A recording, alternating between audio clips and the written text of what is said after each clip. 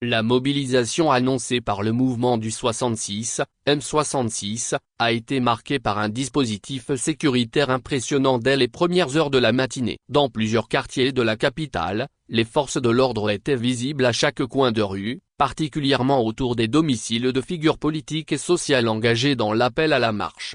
Selon les informations recueillies, Madame Brigitte Adjamabo-Johnson, l'artiste engagée à Mronz ainsi que Madame Marguerite Niakhaté, l'ex-ministre des Armées, ont été empêchés de participer à la manifestation comme ils l'avaient annoncé. Dès leur sortie de chez eux, les trois personnalités ont été suivies de près par les agents déployés, visiblement instruits pour limiter tout déplacement collectif.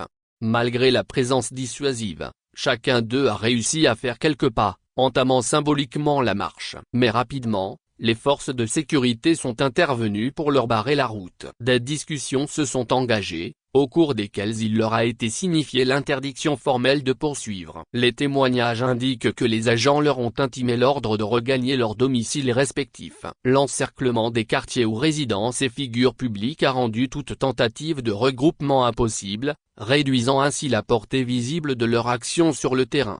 Pour plusieurs observateurs, cet épisode illustre la fermeté avec laquelle le pouvoir a décidé de contenir la mobilisation de ce 30 août. Les autorités semblent avoir privilégié une stratégie d'isolement des leaders plutôt qu'une dispersion de foule massive. Malgré ces entraves, les trois personnalités ont marqué leur volonté de participer à l'appel de M66, en posant ne serait-ce que les premiers pas de la marche.